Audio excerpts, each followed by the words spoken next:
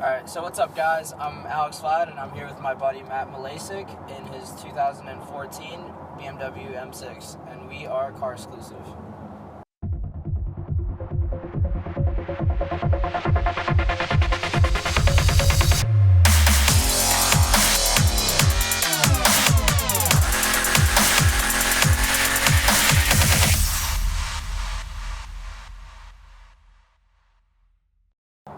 Alright, so Matt, tell us a little about your M6. It's a 2014 BMW M6. It's the F13 chassis, a two-door coupe. Has a competition package, driver's assist plus, and the executive package, as well as carbon ceramic brakes and night vision. And I picked it up used with 7,500 miles on it. What are your future plans for this car? I've done everything exterior-wise I want to do to the car, so this year I'm probably going to look more towards interior modifications. So could you tell us a little bit about what you've done to this car so far? Performance-wise, I've done the Dynon Stage 2 ECU piggyback tune, the Dynon intakes, AMS catless downpipes, a Kropovich exhaust, KW Hydroswell spring kit, ADV1 wheels, full Vorsteiner body kit, or carbon fiber accents. I think that's about it. That's all I can remember at the moment. What were you going for at the time that you started building this car? Performance, or the looks of it, or a little bit of both? A nice balance of both. I wanted to kind of go more towards the show car route. I wasn't building a race car. I wasn't building a track car. I just wanted a nice daily driver that looked good, that could win trophies, and had a little bit of quickness to it. Speaking of trophies, what kind of awards did this car win? The biggest award that I've won with this car is probably the Impact Best of Show Award last year, I believe. That would be 2015. Yeah, I think it was either 2014 or 2015 Impact Best of Show. Have you considered getting rid of this car for something else, or do you plan on continuing on building this to and something more eye-catching than it already is? I have so much money into this car that I've kind of committed to it, so I'm gonna have this car for a while. Like I'm in this car for a long while. So you're saying this car is a comfortable daily driver. What do you tend to drive it a lot, or do you have any other vehicles?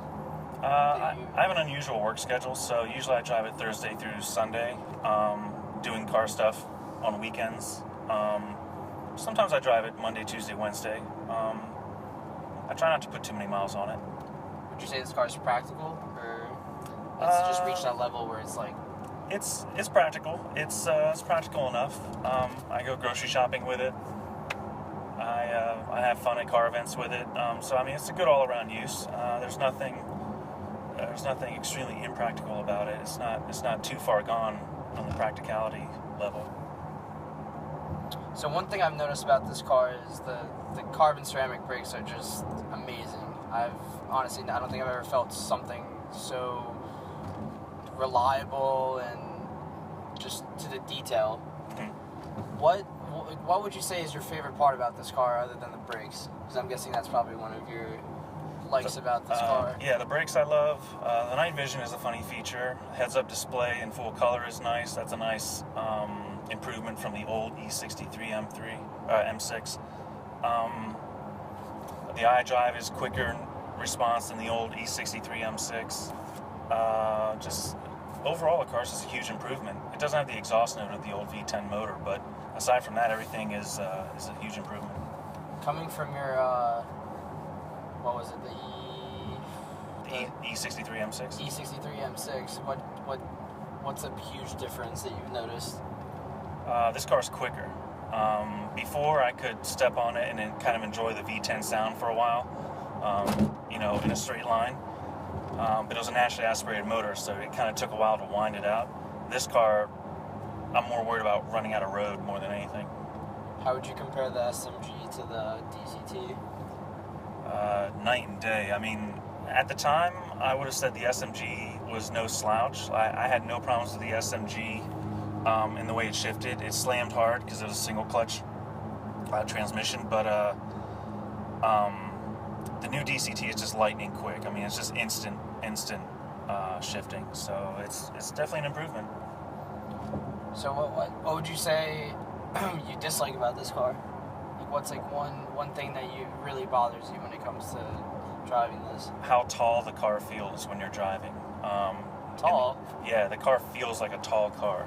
Like in the old M6, it felt more aerodynamic, more laid back. I don't know. It just felt like it was lower to the ground. This car feels like a tall car.